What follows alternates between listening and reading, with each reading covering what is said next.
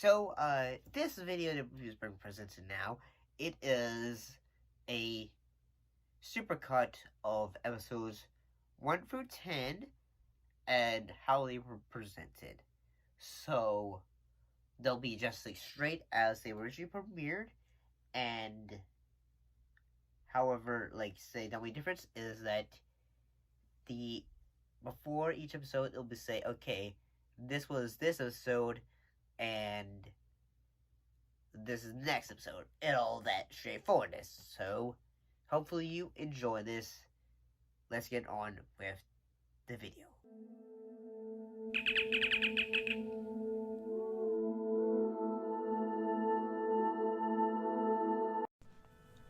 Space, the final frontier. These are the voyages of a new Trekkie. My 5-year mission to search out Star Trek media, to seek out our fans and merchandise, to boldly go where no fan has gone before.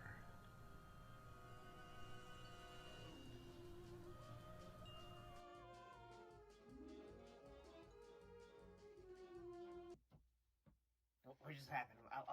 I was just about to take a nap.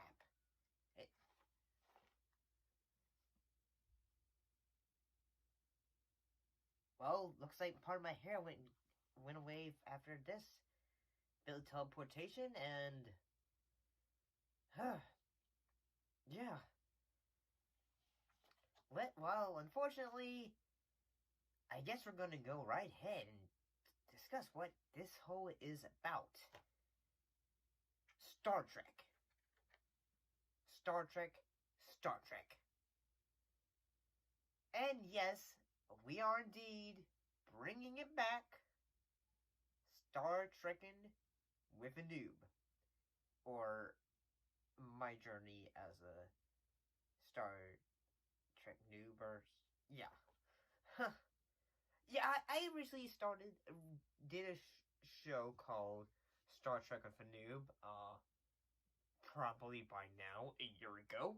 And originally it started off as, well, one of my friends had suggested, hey, I bet you can't watch all the Star Trek, first original season of Star Trek in over a month.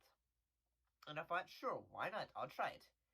And during that time period, I really got interested. And keep in mind, before this time period, before I did this, I had watched most of the Star Trek films up until Star Trek. I think it was the last one before Star Trek Nemesis, I believe. I don't hold me as that. I could totally be wrong about that. This was many, many years ago. And yeah. So, in all honesty, we're bringing it back. We're bringing Star Trek with a new back. And yeah, this seems like it'll be like a lot of fun, in all honesty. And the main focus of this show is, to give a new perspective. New perspective in that I might not be the most knowledgeable when it comes to Trek. I mean, I have like a basic idea, like say, that there's multiple generations. So, like I said, Star Trek had many generations, or in this case, lead-ins to new versions of the show. Like, first we started off with the original series. Then we went into the next generation from 1987 to 1994. Then we went into Deep Space Nine from 1993 to 1999. Then into Voyager, which ran from 1995 to the year 2001. Then Enterprise in 2001 to 2005. Then finally, currently at Discovery, which started in 2017 and is currently ongoing. Yeah, I mean, yeah, there has been a lot of Star Trek generations, in all honesty, and so, like the introduction said, we're going to be doing a lot of talking about Star Trek, whether it's ranging from the shows, from each generations, and also talking about the films, and perhaps ever so often talking about merchandise. We're going to try to do as much stuff for Trek as probably one can do. And when I mean everything, I do mean that, in that we'll be going over shows ranging from the Star Trek animated series, as well as other ones like Star Trek Lower Decks, Star Trek Prodigy, Star Trek Short Treks, and also as well as the two new Star Trek shows, Star Trek Picard, and as well as the upcoming show Star Trek Strange New Worlds. I have a feeling that this is gonna be, like probably like most people will probably find. Okay, this is gonna be interesting. Yeah, we're gonna try to do that. I'm still gonna try to do like compared to like say other shows that I've done on this channel. I will still try to add humor. I will still try to have fun with it. Yeah, I'm gonna have be like have. I'm still gonna be talking about like say hey, like like the details when it comes to like say when we're talking about episodes. Like say hey, yeah, I'm gonna be giving the details. Like say the history. Like say okay, this episode came out in such and such time, or and all that. Giving analysts about like say hey, when I watched this made me think of hey, like like say analysis and all that. Like say hey, maybe this episode was having ideas of X, Y, and Z. Most definitely. And yeah, I'll, overall, gonna try to have fun talking about the series. And just, giving this perspective. Like, like from, like, say, talking about, like, say, the old to the new. From, man, most likely by the time we get to the current, gosh darn, that's gonna be many times later. But overall, I am going to try to do as much of Trek as possible. And coming soon, well, the first episode, yeah, there will be discussions about the first, episodes. And overall, yeah, we're gonna try and do like as much detail as I can. And yes, I will try to be better, cause I do sometimes get the comments, like yeah. Sometimes he looks at a script. Sometimes he doesn't always know what he's talking about. Yeah, I know, and yeah, I know. Sometimes the editing sucks. Yeah, yeah. I'm gonna. This is gonna be a new series, but it's also gonna be a bit of a challenge in a way of trying to better myself. Logical. So let's go on this journey and of science fiction history, of Trek in a way.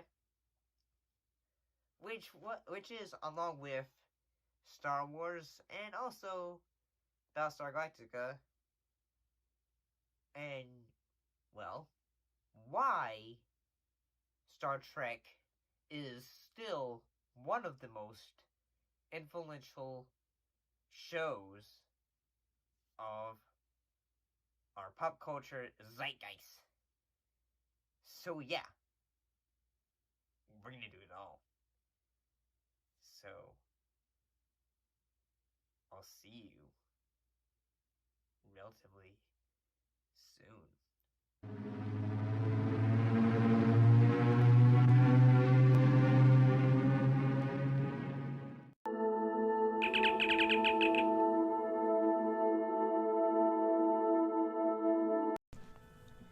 Space, the final frontier.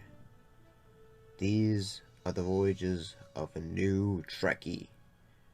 My 5-year mission to search out Star Trek media, to seek out our fans and merchandise, to boldly go where no fan has gone before.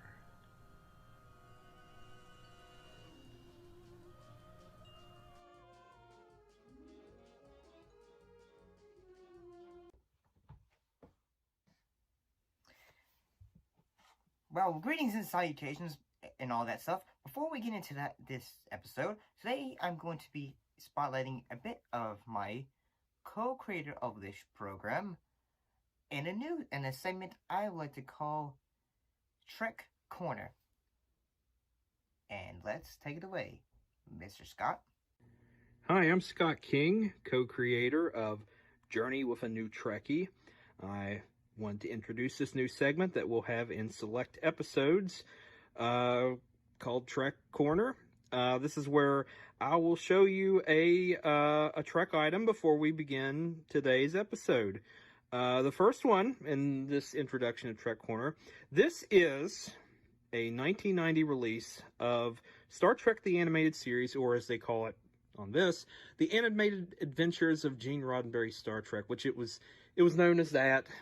And then, as well as just Star Trek, and then retroactively known as Star Trek the Animated Series years later. But this is a Laserdisc box set. This is a thick boy. And as you see, this has all 22 episodes on this box set, which I think that is impressive, especially for Laserdisc. There's not a whole lot of Laserdisc people really out there as much as there was. I have collected Laserdisc myself for about 7 years now. And I have to say, this is definitely one of the more cooler ones that I've come across. Of course, my job is to sell, cool memorabilia as well as video games and other stuff. But yeah, this is the Laserdisc release of The Animated Adventures of Gene Roddenberry's Star Trek, aka Star Trek the Animated Series. Now back to Steven. So, that was fairly interesting, and thank you for Mr. King for all that he does. Thank you for everything that he helps us do with this program. And, yeah, let's get right into it. Today we're talking about 2 Star Trek episodes. Involve 2 episodes, one which is the Man Trap, and the other is Charlie X. And in this duology episode, we're going to be discussing basically the layout of the episodes, and then after I give my layouts of the episode, I'll be going into my total thoughts on it. So, I suppose let's get right into it, and first we're going to be discussing the Man Trap.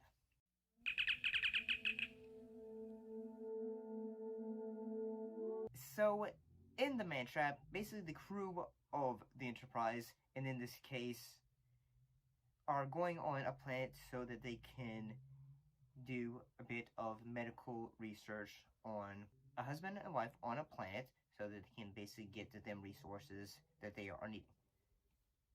However, during the episode, it basically discovers long feelings between Bones and one of the survivors on this planet. And during the long course of this episode, strange things start to occur, and it all leads back to this planet. Some of the themes that were very prominent in this episode, in a way, are themes such as regret, romance, and in a way, a bit of nostalgia. Nostalgia in that, say certain characters, as soon as they see Nancy, they think, oh, I remember this woman, yeah, she was great, she was, I really like this girl.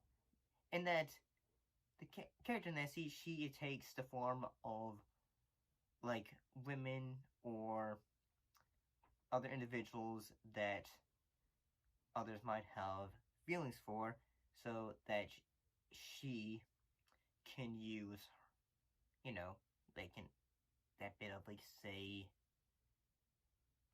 feelings, basically, she can get what she wants. In this case, salt. And I like to say, like, dinner salt. Salt from the body. Well, because part of the body contains salt, water, blood, bones, and all that stuff. And during the course of this episode, I actually thought, like, say, anyway, since, like, say, this is the second episode of the series, not including the pilot, that the acting in it I thought was really good. And the fact that, the effects are still pretty strong. And keep in mind, this was still, like, say, the people, like, people were still getting, like, say, this is the second episode, if we're not counting the pilot. So, yeah, like, people were still getting introduced to the world of Star Trek if they hadn't really ever seen the pilot. So, like, if this was, like, say, someone's first time seeing an episode of Star Trek, I say, in a way, this is a pretty good introduction with its use of characters, its, effects. And they're cheesy, but they're still pretty good, in honesty. I also feel like that, I believe this could be the case, that this is the first time we see what could be the developing, like, bit of romance interest with Mr. Spock and Lieutenant Uhura. Or maybe it's Lieutenant Uhura's romance towards Mr. Spock. And I gotta say, the fact that during the entire episode, like, say, Bones is, going for this, like, remembrance of, like, say, this Nancy, and you're just realizing. But during the course, he's just really say, at the end of it, he's just like, he's having to move on because although he still cares about that woman, it's in the past. And I gotta say, even though it kind of is sad, the fact that eventually he ends up having to shoot the buffalo. And I gotta say, for the time period, this makeup and, the costume, it actually still kind of holds up in a way. I mean, it looks goofy, but it holds up.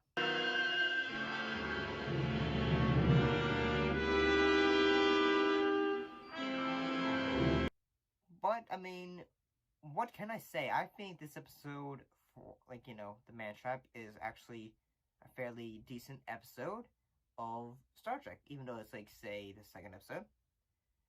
But, I mean, overall, I enjoy it. I like the characters. I like the acting that all the actors do. Like, say, once there were millions of them, prairies black with them. One herd covered 3 whole states. When they moved, like thunder. The monster or the buffalo. And I kind of like the themes and all that stuff. I think it's pretty cool. So, next, we're going to move on to the next episode, which is Charlie X.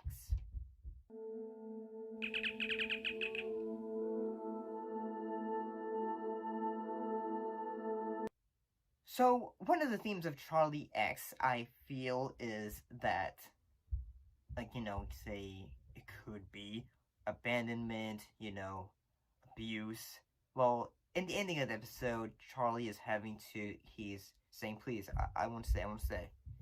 And that although he's having to learn how to control his psychic abilities, it seems like he is just, like, although they are the aliens who are helping train him to use the powers, it's not like they were just like, say, we're going to shower you with affection. It's not like that. We offer him life, and we will take care of him. Come, Charles. he's just saying, we're gonna make sure you know how to use this stuff. So, I mean, they're just trying to make sure, hey, we don't want you to hurt anyone. We don't think you should be, hurting anyone. And, yeah, during this episode, he is, it seems like he's just a young teen kid who is, he's sort of like, say, in a way, a way of comparison would be, say, an individual having lived, like, say, being an Amish, or having been, in a church community and having been able to grow up with, like, certain ideals. Shelter, I suppose. So yeah, he's not always able to realize, like, oh, hey, you shouldn't, like, slap a woman in the butt, and all that. And yeah, Charlie, he's kind of sees, Kirk as, like, say, almost like a father figure in that, like, he's, because Kirk is sort of, like, say, the head honcho, in the show, he's sort of, like, say, the defiant, leader. And, yeah, in this, yeah, you really do kind of feel bad for him, even though, he's, at times, like, when he's just realized, like, say, oh, hey, I'm not getting away, like, boom, you're gone. You're trying to change course, Captain. You can't do that. I want to get to Colony 5 as soon as we can. And yeah, he does that.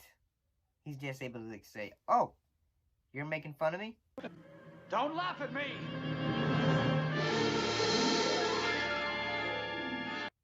He's able to do, like, say, what Anthony did in, the Twilight Zone.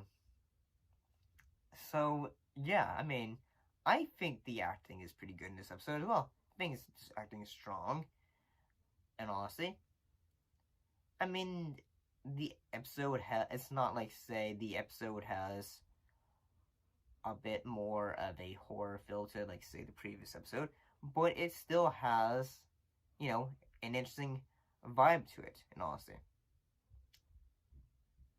So, yeah. I'm gonna say, check this out. Check out Charlie X. I mean, yeah. The acting is pretty good. The effects are pretty good, even though it was a show from the 60s, so yeah. I mean, compared to now, it's gonna look cheesy. And compared to nowadays, that's sort of what will sort of draw you on in today. Even and also believe, even though, like, say, you might not always notice the themes, you're gonna realize, oh, hey, there's a theme. Like, you kind of, like, realize, oh, hey, and all that. So, yeah. Hopefully you guys found this one informative 2 times, like, say, 2 episodes of, the first 2 episodes of Season 1 of Star Trek. Put those thoughts and comments down below, and we'll see you next time with more episodes from my journey as a new Star Trek fan, But I'll see you later. Scotty, beam me up.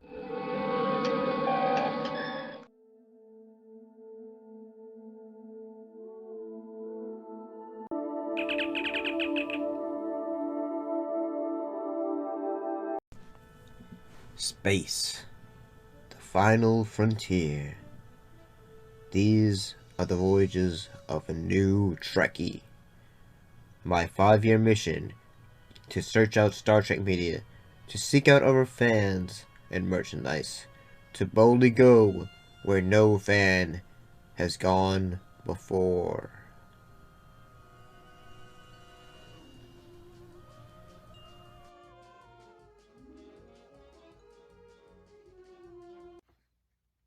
Greetings and salutations, everyone. How is everyone doing?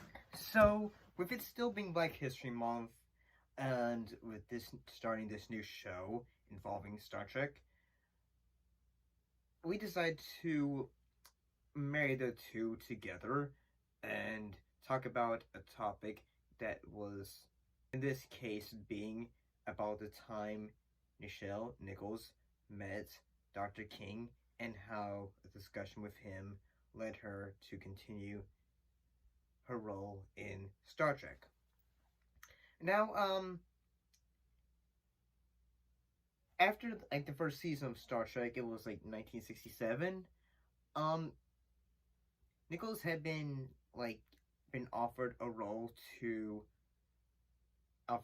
on Broadway.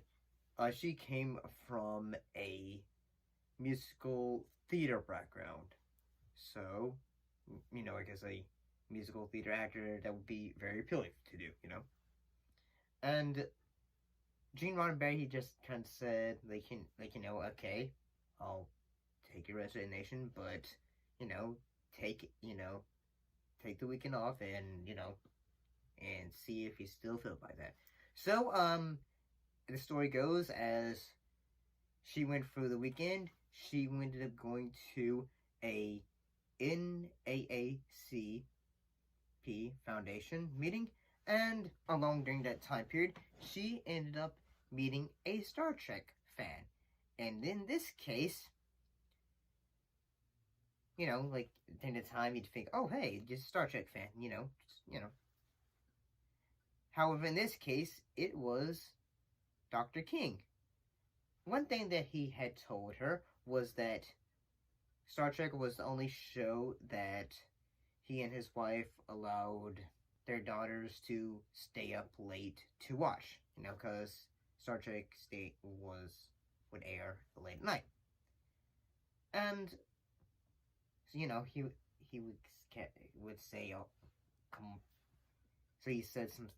Basically, they had a long discussion, and eventually it ran into her saying, "Hey, I'm thinking of leaving the show," and him just saying, "I disagree. This one is not a good way to do it. And that you should not be leaving the show." And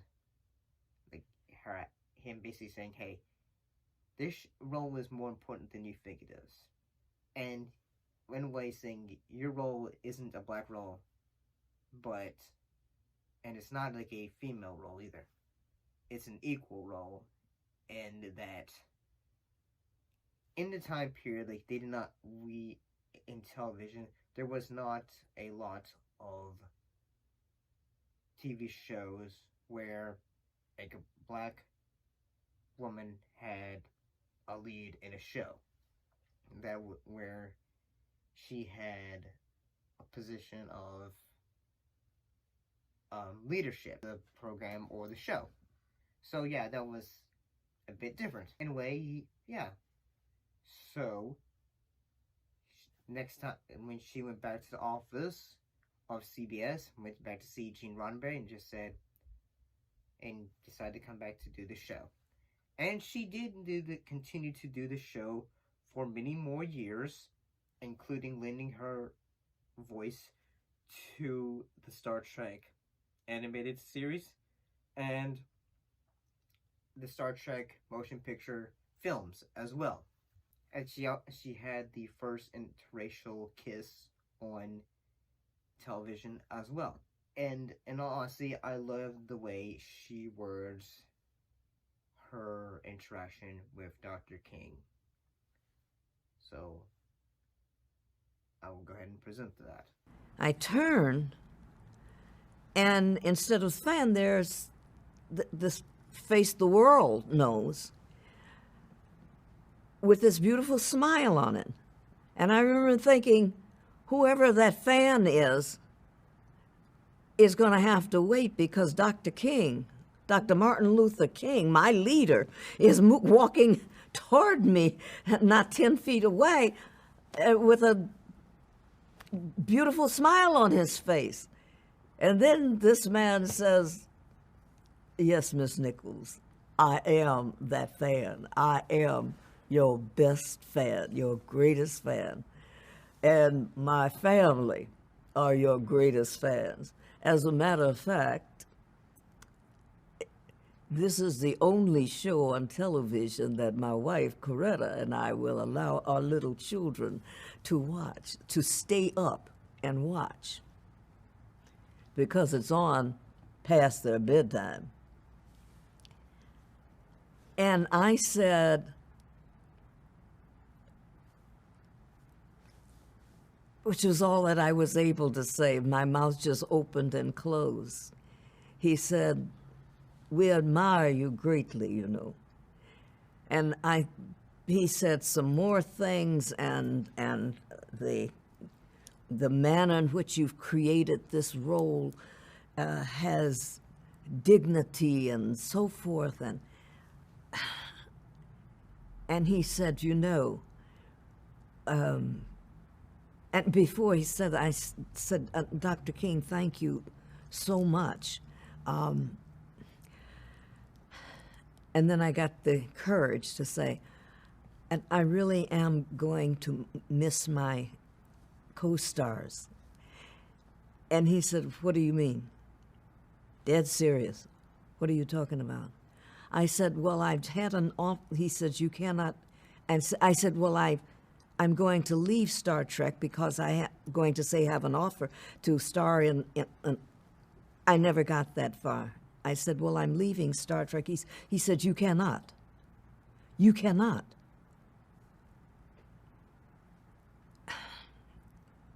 And I felt like that little boy, Willis. What you talking about, Dr. King?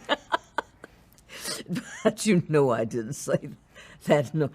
But I was taken aback, and I didn't say anything. I just looked at him. He said, don't you understand what this man has achieved, is achieving or something? And I thought, deja vu all over again.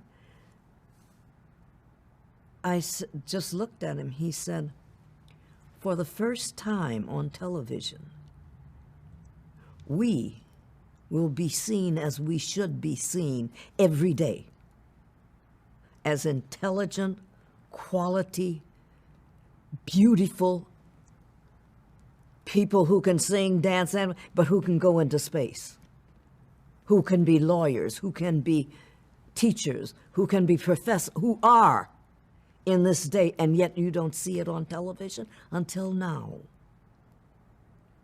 And he went on, so many of the things, perhaps some of the things he said, but I could say nothing. I just stood there, realizing every word that he was saying was the truth. And he said, if you leave, Nichelle,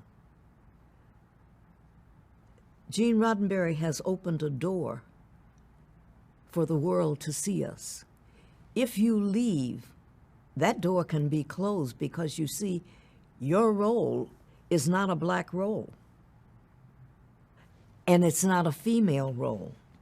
He can fill it with anything, including an alien. And at that moment, the world tilted for me. And I knew then, I didn't want to know it, because I was going to go through some more turmoil for the rest of the week. But I knew that I was something else, that the world was not the same. And that's all I could think of was Dr. King. Everything that he had said. The world sees us for the first time as we should be seen. And I remember being angry come Sunday or whatever. Why me? Why should I have to? Whatever happened come Monday morning, I went to Gene, and I'm not sure to this day if I knew what I was going to say. He's sitting behind that same dang desk. And he had, whoever he was talking to had to leave because I went there first. And I said, Gene, and I told him what happened. And I said, if you still want me to stay, I'll stay. In a way, I believe that the show Star Trek really did, in a way, help elevate, help open the door to allow more black actors or actresses in the future for science fiction, in a way. However, what do you folks think? Put those comments and all those don't forget to put your thoughts and your comments down below, and we'll be seeing you next time. Bye-bye.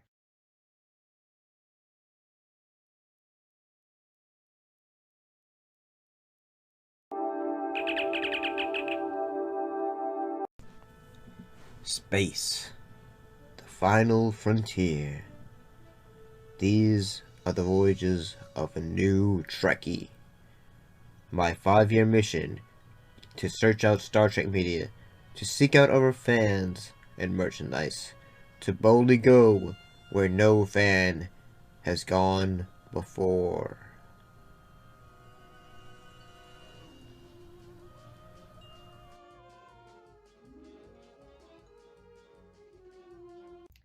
Sad news, as of recently, Sally Kellerman has passed away at the age of 84. Her son, Jack Rain, said his mother passed away at a nursing home in Woodland Hills after a long battle she had with dementia. Kellerman was best known as for playing roles in such roles as U.S. Army Major Margaret Hot Lips Houlihan. Because you don't do anything to discourage them! What do you want me to do? Put them under arrest! See what a court-martial thinks of their drunken hooliganism! In the MASH film, Dr. Elizabeth Dellner in Where No Man Has Gone Before. It takes almost a miracle to survive here. Then I shall. In Star Trek, which was the second Star Trek pilot episode. She had done a lot of other roles, such as in both film and TV. Some of her most notable roles include being in Back to School with Rodney Dangerfield. And Gibraltar as a girl, where I was a flower of the mountain. Yes, when I put the rose in my hair like the Andalusian girls used. Or shall I wear red? Meatballs 3, Summer Job, and in TV shows being on The Twilight Zone, The Alfred Hitchcock Hour, Bonanza, and Columbo. May her family get through this tough time, and may she rest in peace. She will forever be known as Lady Among the Stars.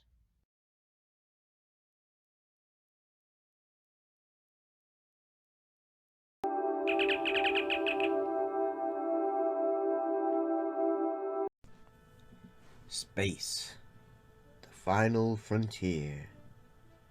These are the voyages of a new Trekkie. My 5-year mission to search out Star Trek media, to seek out our fans and merchandise, to boldly go where no fan has gone before.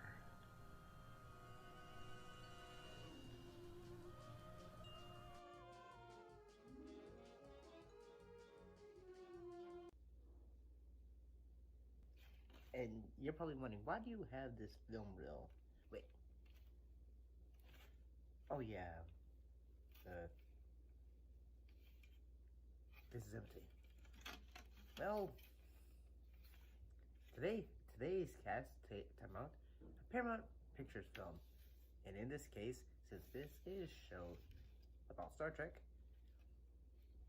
and don't forget, before we talk about it, don't forget to like, comment, subscribe, do all that fun stuff, and be here for when we talk about a bunch of new Star Trek stuff, and as well as movies in general. So today we're talking about the Star Trek, the motion picture. So yeah, let's get right into it, I guess.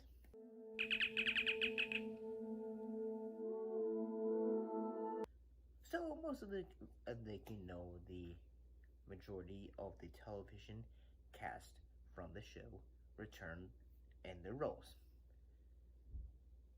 And for that matter, it feels kind of cool in the fact that it feels like you've gone from like high school after the show had been canceled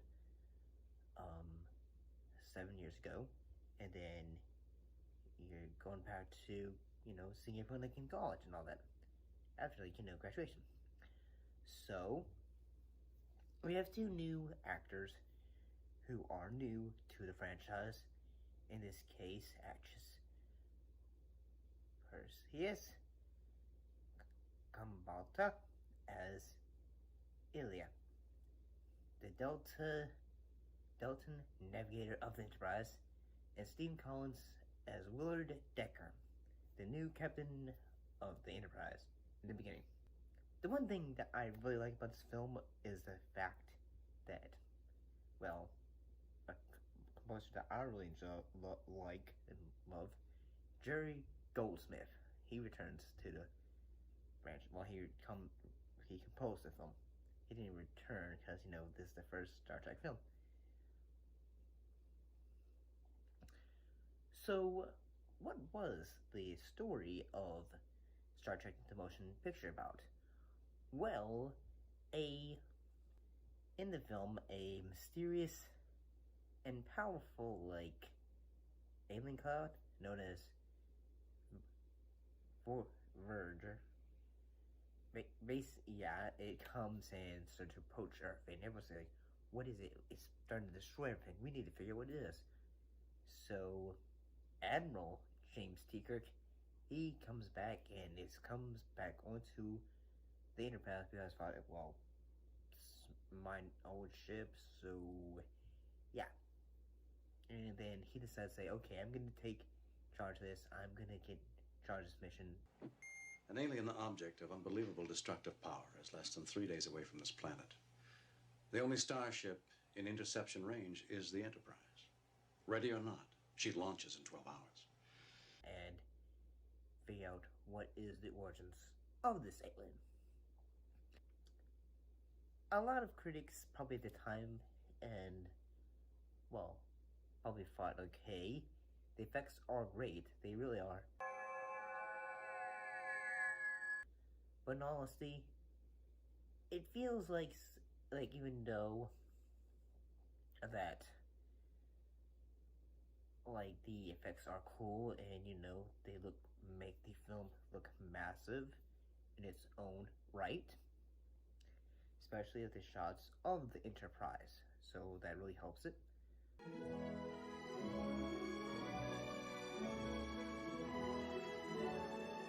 However, in my opinion, that even though they have these long, great shots of the ship and all that, it can be kind of like, say, okay, we get it. The ship is big. It looks grand.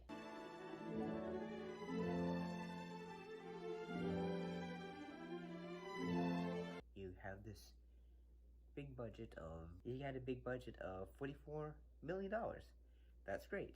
And that, although at times there's not really much action in all honesty to the film, although you probably would say the moments where they're going through the force fields that look like, say, where everyone's talking is extremely slowed down and all that,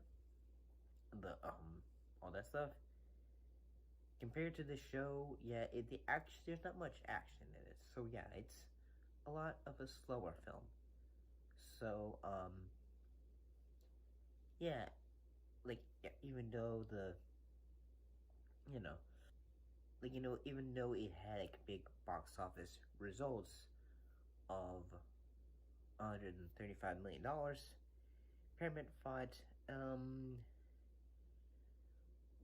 well, we're gonna scale it back come the sequel. Owned by Gene Roddenberry. Yeah, we don't want you involved in this next time, okay?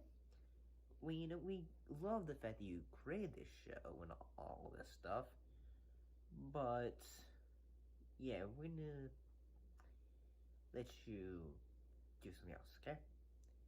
This is what it kind of feels like. I mean, you did a great job, honestly, on that, on the reasons like why explaining a bit of the story.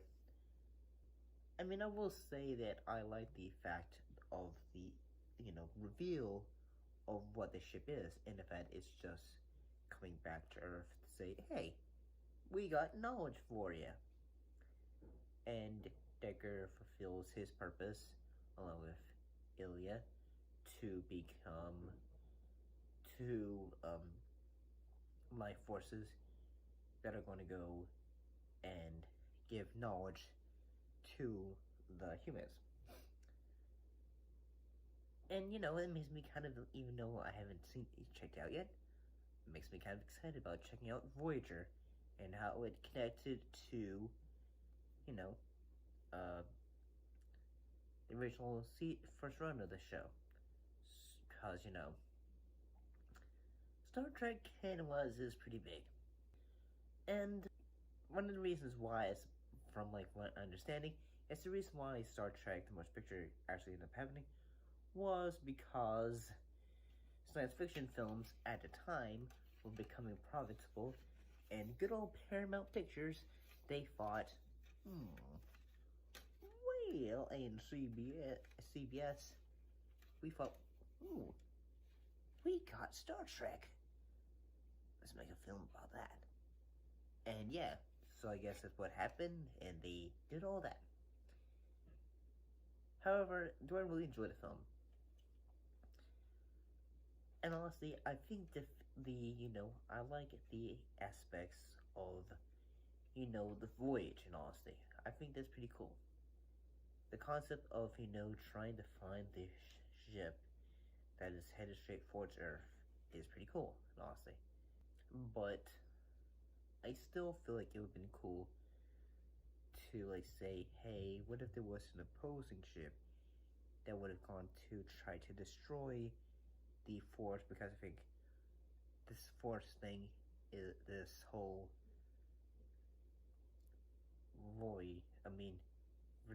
Voyager is a threat. We need to take it out. Yeah, the plot twist is the alien ship is the ship Voyager. So yeah, I mean, honestly,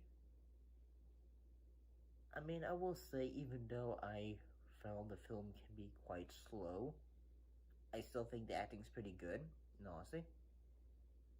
Honestly, if I'm gonna be kind of honest, I feel like the Wrath of Khan is, a better, more film to check out too.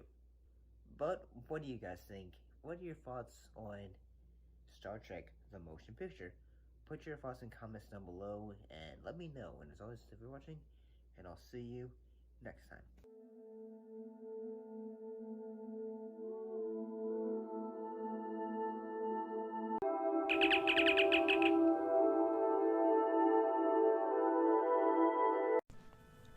Space, the final frontier. These are the voyages of a new Trekkie. My 5-year mission to search out Star Trek media, to seek out our fans and merchandise, to boldly go where no fan has gone before.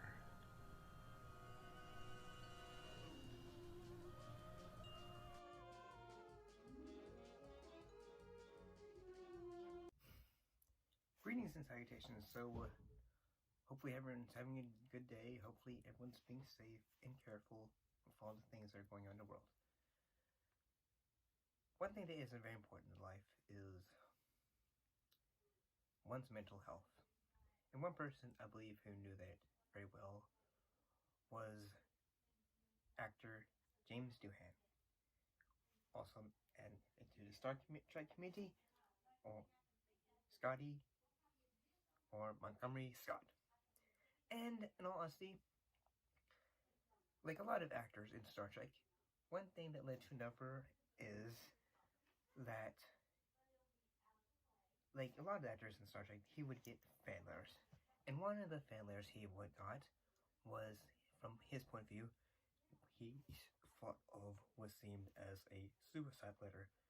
So he reached out to this fan and just said, hey, I'm going to be at a fan convention and I would like to see you there.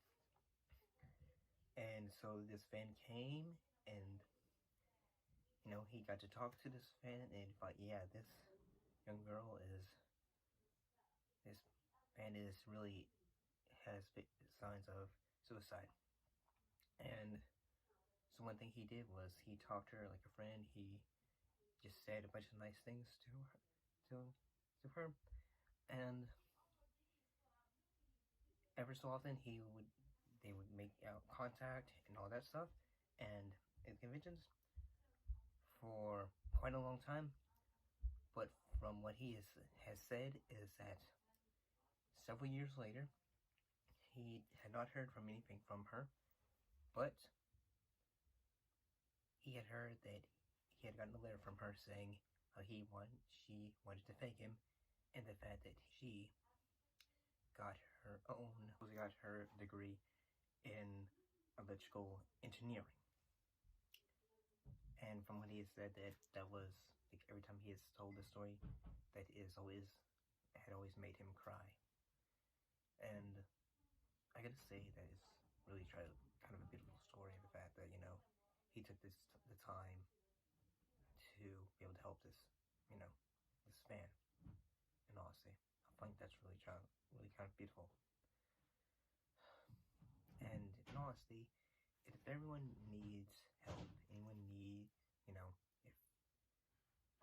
if you ever feel like, you know, you're sad, your day's not going well, just know that we are all here for you.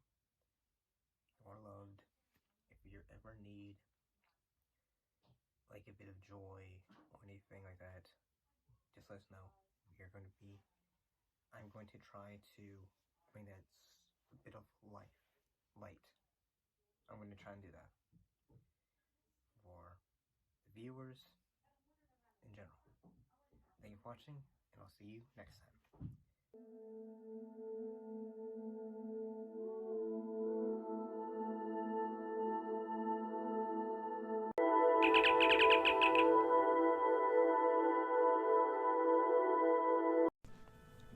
Space, the final frontier.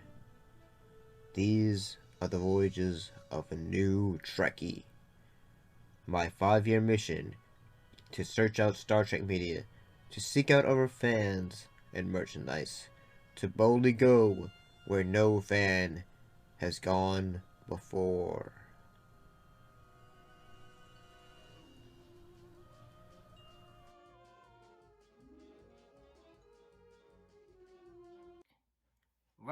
Welcome to another episode of the show. So, today's episode is going to be talking about two episodes, being Where No Man Has Gone Before, and the next episode, The Naked Time. Before I get into the episodes, I'm going to give a bit of detail about Where No Man Has Gone Before. This was actually one of the second pilots that was ever produced. But unfortunately, this one got rejected. The first one got rejected, which was The Cage. So, this one ended up happening, but it was like the second episode, but it ended up becoming the third episode. What happened was supposedly Lucille Ball, her company, Desilu, basically she was able to get management to say, hey, give this show a chance and all that. And she also, like Gene Roddenberry, thought, hey, should be something special. So there's that bit of history and all that. So yeah, let's get right into talking about it.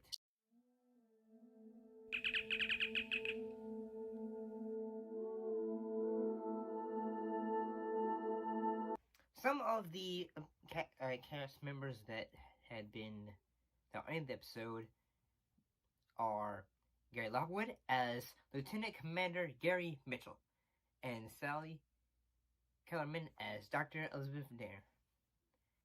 And basically the whole episode of it was, after going through a force field barrier at the end of the galaxy, basically 2 crew members develop ESP abilities.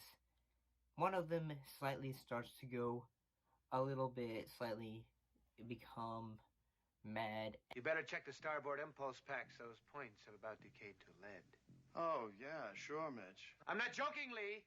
And reaching for power.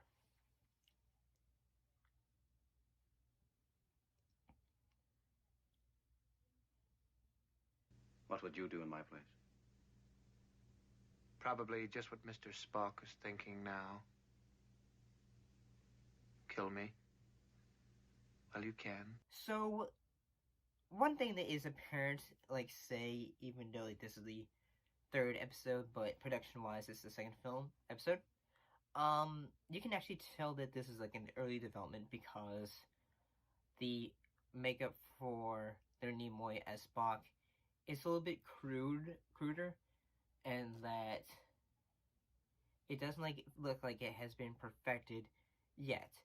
I mean, it looks good, but like, it feels like they're still trying to figure out, okay, what should this character look like in a way? I mean, they still got the basis, which is the eyebrows and all that.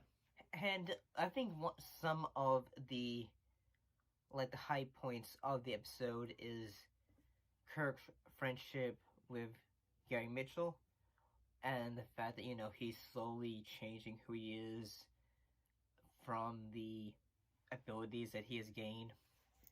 And one little detail I think is kind of, like, neat is the fact that, say, the whitish contacts that they have in the episode, apparently say that was an old technique, but Kellerman, she basically said, okay, I can wear this stuff for a little bit longer than Lockwood can.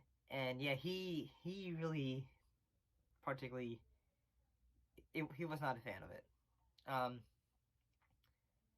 I kind of think, like, say, in a way, even though the previous 2 episodes were good, I feel like, say, in a way, this should have been, like, say, one of the first, like, say, introductions to the show.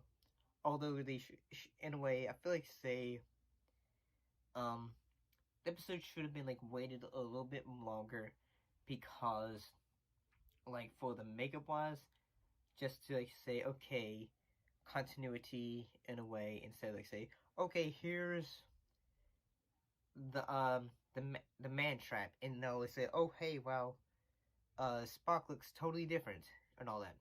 And yeah, I kind of think this one is actually very well entertaining. I think the acting is very well.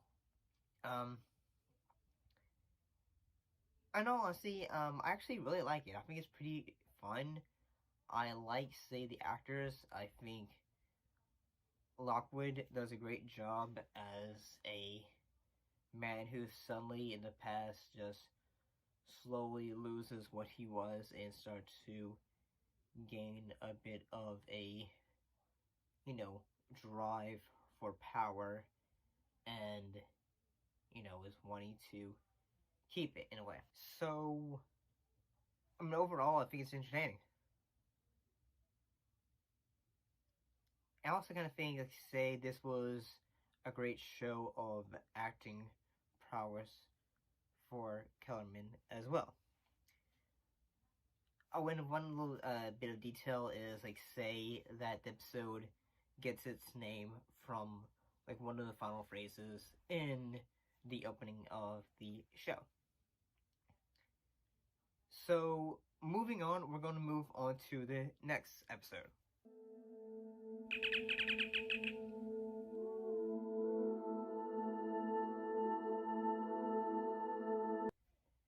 So in the episode The Naked Time, it basically, like, say, basically in the episode, like a infection goes around which lowers, like say, like a person's inhibition, like say maybe they are happy. We don't belong here. It's not ours. Or sad in a way. It starts to spread through the entire crew. Like say, certain times, some after like say some characters like get infected, they start to, like say in Sulu's case, he like, you know, starts to become more probably athletic, I suppose, but he becomes a swashbuckler. Richelieu, at last. Should have put that thing away. For honor, queen, and France. And, you know, he brandishes a fencing blade. I'm sorry, I don't know the technical term. And yeah, he goes around, you know, just attacking people. Supposedly that, after he, like, during, like, say, filming, he would just, like, you know, act like he's fighting it, and supposedly the crew just says, hey, we don't ever, like, write anything like this for this character, because, yeah, no, we won't be putting up with that. And, yeah, I mean, I kind of think that's pretty kind of cool in all honesty. Supposedly this is also George Takei's favorite episode. And one thing I will have to say is I love the moment where Spock has suddenly get infected and he's suddenly like, I can control my emotions, but then suddenly I'm in control of my emotions.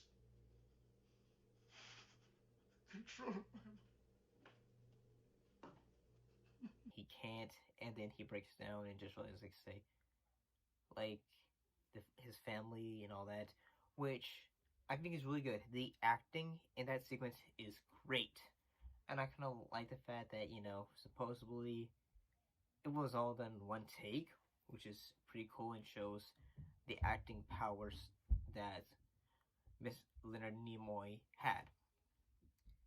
And yeah, I think that's pretty great. The beginning episode starts almost like, say, almost like, say, a version of The Thing from Another World, and that, you know, or The Thing from John Carpenter, and the fact that the crew lands on a planet and everyone on this station is dead, so, yeah, it sort of has that vibe. And I think that's kind of cool and honesty. I like the fact that, you know, like, say, some characters have changed, like, say, some of their, personalities change a bit. Like, say, Officer Riley, he becomes, like, say, this quiet kind of guy, and suddenly say, I'm suddenly, decide to say, I'm Captain Everyone. There shall be ice cream in the halls, dining hall. And then suddenly, when they finally catch him, they just, like, no dancing in the halls night. And, yeah. I guess supposedly, like, say, some of the dangers that's going on, since a lot of, like, the crew all have sort of left their posts, they are, basically the ship is starting to fall down, and that's why they're having to try to get Officer Riley out of the bottom of the control room, I believe. And, yeah, because he's able to control everything, you know, intercoms, control, like, say, like, wherever they can turn him off and all that stuff. And I think that's kind of cool, and the fact that, you know, it's just, like, say, part of, like, say, a disease outbreak, but at the same time trying to stop the ship from crashing. And I think that's pretty cool. So, I mean, overall, I think this is very entertaining. When I first discussed this episode, and like, I did this series called Star Trek with a Noob.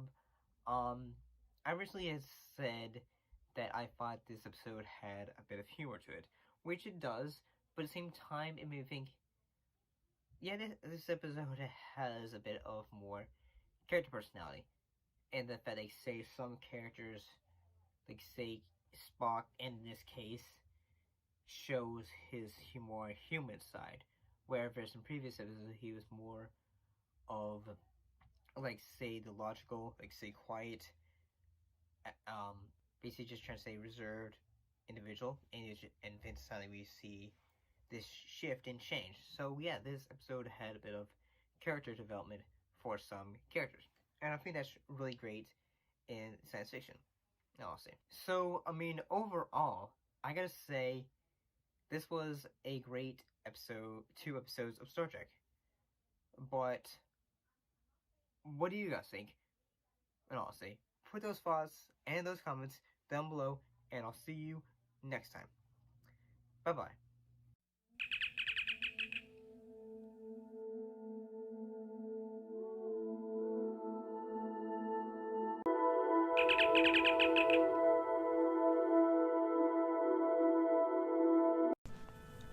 Space, the final frontier. These are the voyages of a new Trekkie. My 5-year mission to search out Star Trek media, to seek out our fans and merchandise, to boldly go where no fan has gone before.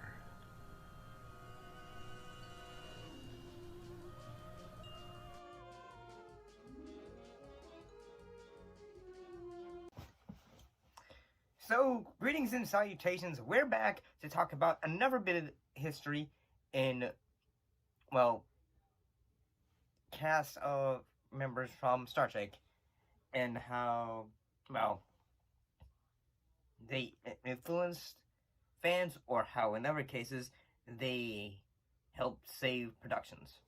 And in today's course, we talk about the time that William Shatner helped stop a fire.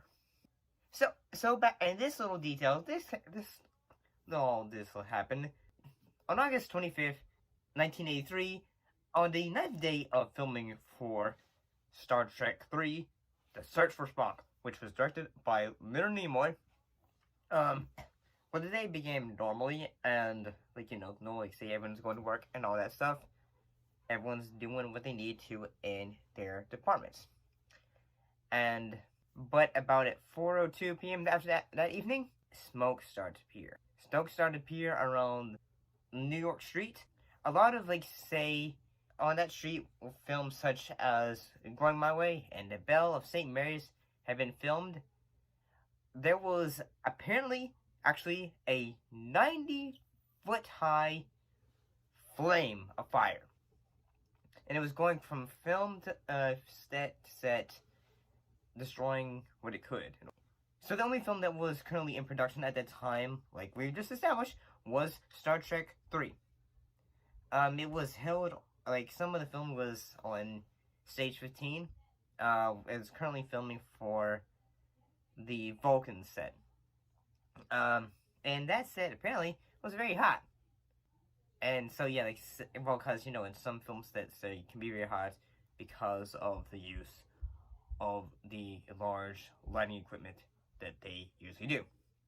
However, but since they had, like, a lot of, like, things that would catch on flames, William Shatner himself did what he could, and that, like, he just started to go on track.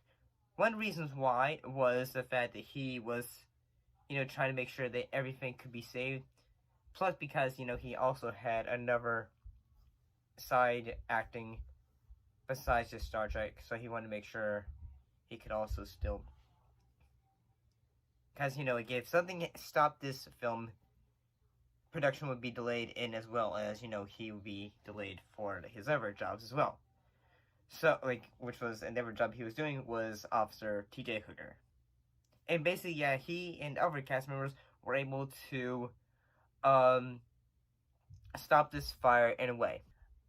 And I guess I'll let Mr. Shatner talk for himself.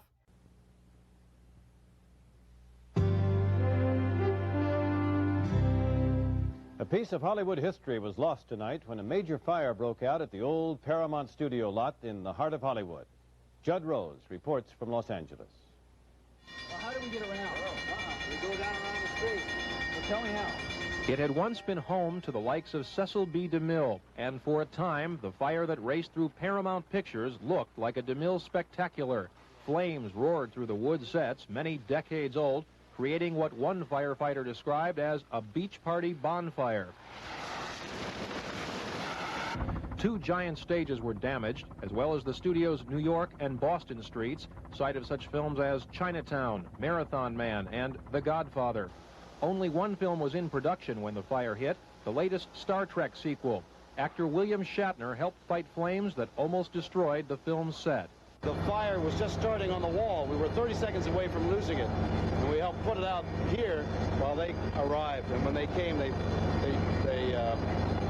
did it.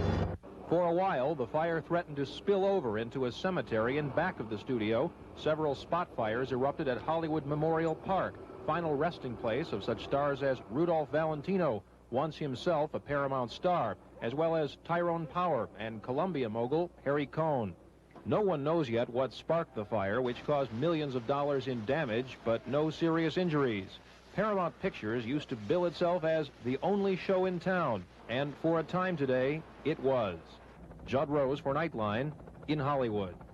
Apparently, to say a little bit of detail was that United Press International, it established that supposedly that the fire had been set deliberately, but there had been no suspects or any reason or motive. But thankfully to Mr. Shatner, the film was in a way able to be saved, and they were able to get back to work and continue on with the film without any delays. And that little detail of information about him actually is really kind of cool, because I'll be honest, I don't not compared to a lot of say television or films, I'm not the most well in tune of all that Mr. Shatner has done, besides Star Trek. So, in all honesty, I think that's really pretty awesome that he was able to, take charge and, help save the day anyway.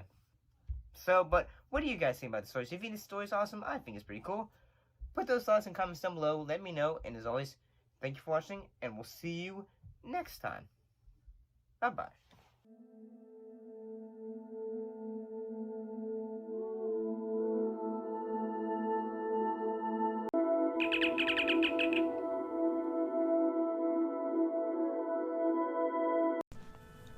Space, the final frontier.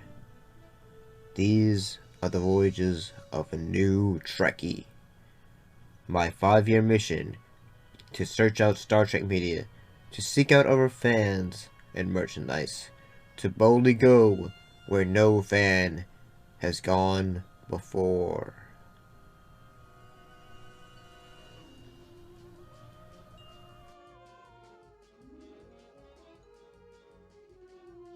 So it's with heavy and sad news that Laura Goodwin, the actress who played in Girls, Girls, Girls, and as well as the Star Trek pilot, The Cage, has passed away. She passed away today. Her sister had confirmed the passing in an obituary, but decided not to enclose the cause of death. The actress was born in August 11th, 1942 in Kansas. She made her big break in the musical comedy Girls, Girls, Girls opposite Elvis Presley. Have ears that hear each little sound you make. She was also the last surviving cast member of the original pilot for Gene Roddenberry's pilot episode of Star Trek The Cage. She portrayed Yeoman J.M. Colt. Yeoman? Yes, sir. I thought I told you that when I'm on the bridge,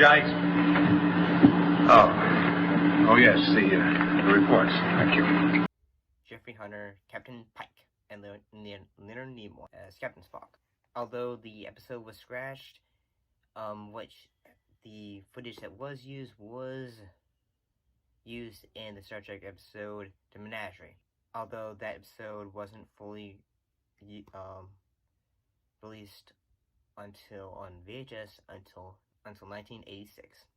She had done many other roles, including roles in Get Smart,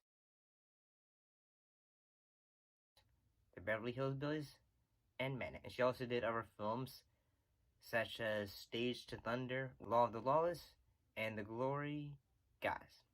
From 1965, she retired from acting in 1971 to go into nursing.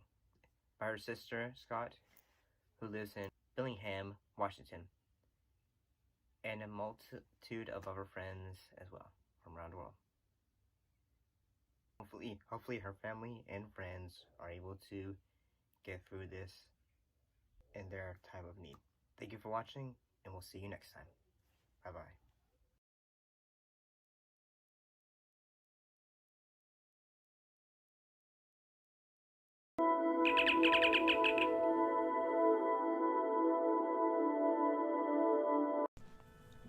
Space, the final frontier. These are the voyages of a new Trekkie. My 5-year mission to search out Star Trek media, to seek out other fans and merchandise, to boldly go where no fan has gone before.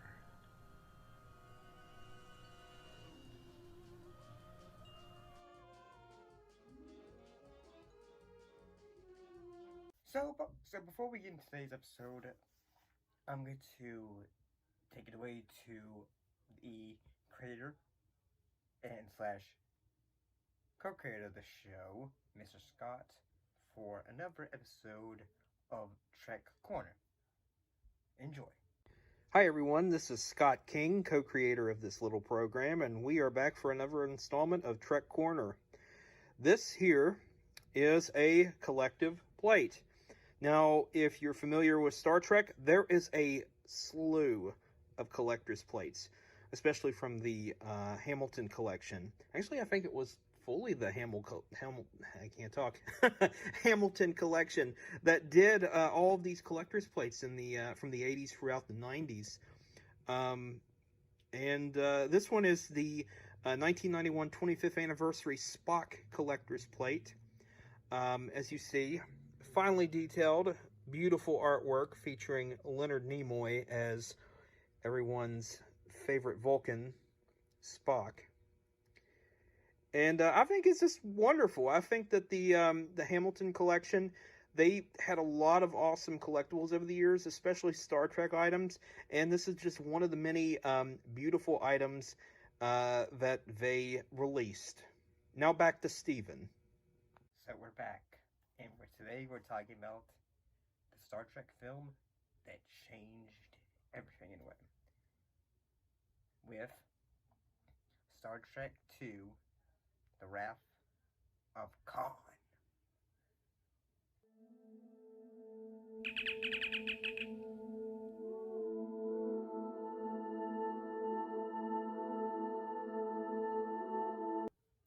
Some important bit of information that needs to be noted before we get into talking about the film. The film was directed by Nicholas Myers and screenplay by Jack B.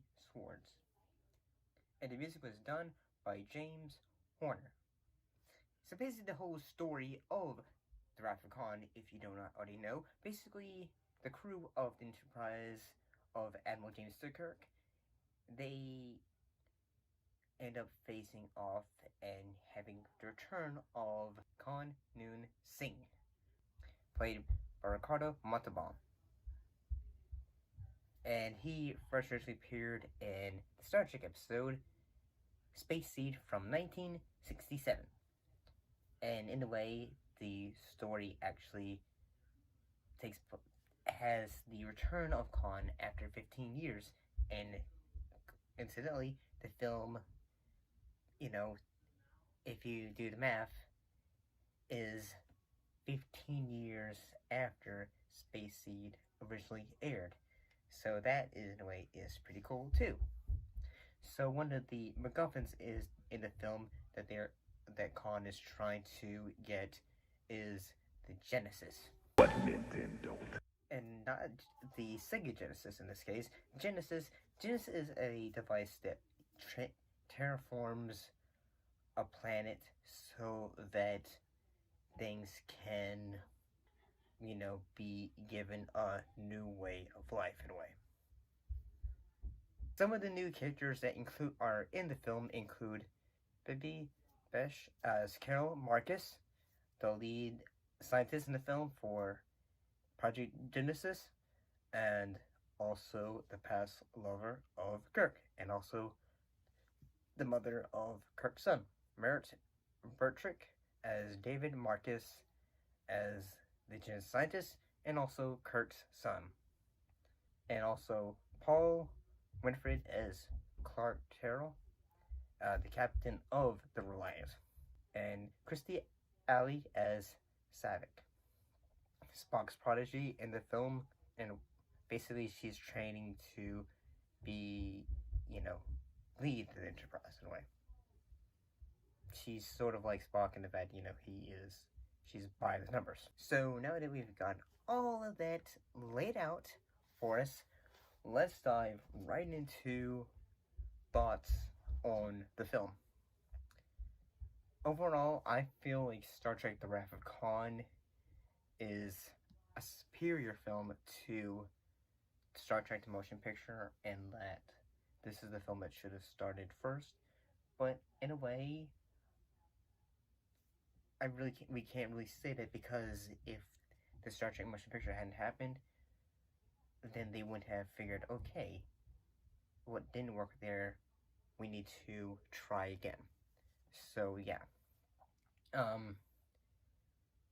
Some of the themes in the film include the theme of, say, a nautical theme, say, that is evident in the costuming. Since the crew new uniforms are more of the idea of, naval ships, and also the theme of Moby Dick, and that Khan is Captain Ahab and Kirk is the whale, and that he is trying to get after in revenge. We first discovered Khan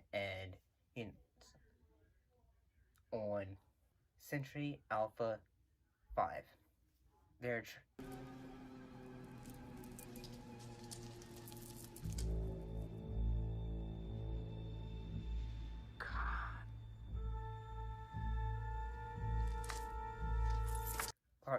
Clartel and also Pavel Chekhov. Basically, they are going to go to Alpha 6, but they end up going to essentially Alpha 5, and then they are, in a way, held hostage by Khan, and also brainwashed by the Century Eel.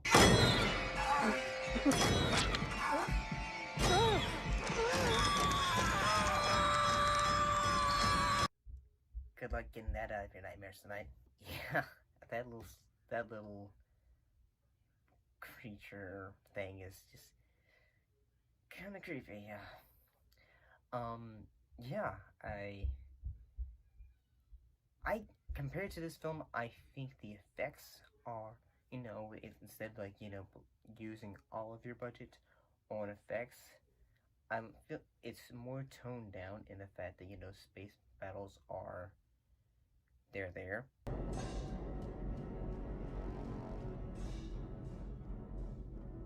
but in honesty, they are.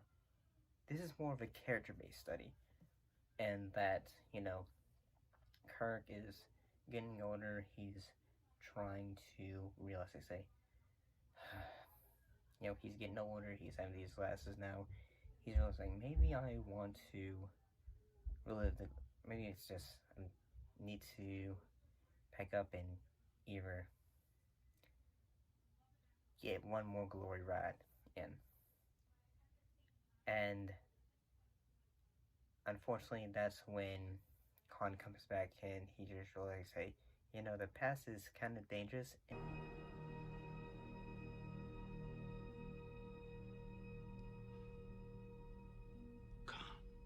You still remember, Admiral. I cannot help but be touched. And that you never know who will come back and when. I gotta say, the acting in this film, especially from the actors, is great. Whether it's from Ricardo Montalban, who did a fantastic job. Fire! Fire! We can't fire, sir! Why can't you? They've damaged the proton control and the warp drive. We must withdraw. No! Sir, no! We must!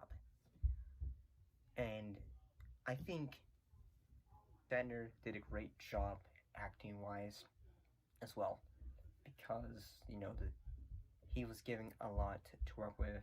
Richard Meyer did a great job in directing him. It's too late.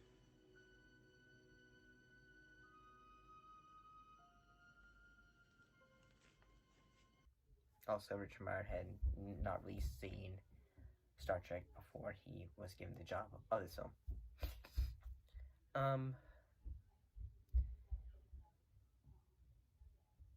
One thing that needs to be discussed is the death of Mr. Spock. My God, that moment when, like, say, Spock is saving his, you know, everyone by putting the new, I don't know the technical term for this, I'm sorry, to, you know, make it so that they can go forward in not light speed, just, you know, go faster. I think that was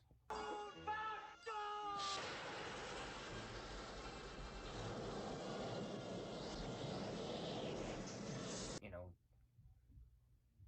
yeah, what else can I say? It's kind of hard to put words in. I thought the scene was well done, in the fact, you know, it's a race against time. They're trying to do this, and it all adds up to, in a way, the death of Spock from being exposed to so much radiation.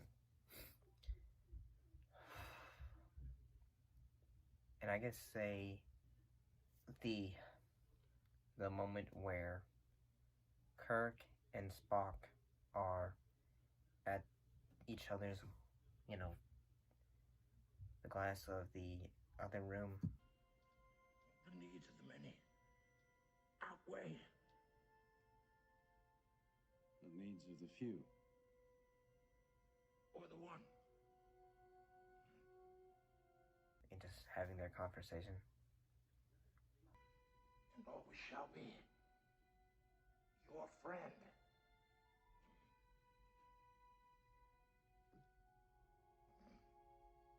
Live long and prosper. Fantastic actor right there. Honestly, that's really great acting. And I gotta say, the as well ever seen, William Shatner does a great job with Spock's eulogy. Of all the souls I have encountered in my travels, his was the most human. Others.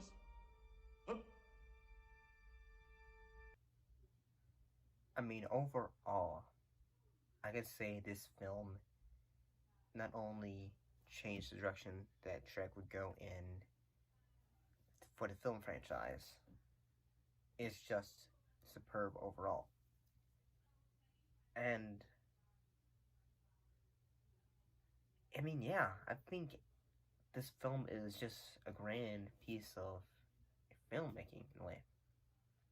Like whether it's the use of effects from the space battles, whether it is the acting, I just think this film is just great in general. But I mean, what do you folks think? Put your thoughts and those comments down below. And as always, thank you for watching, and I'll see you next time. Bye-bye.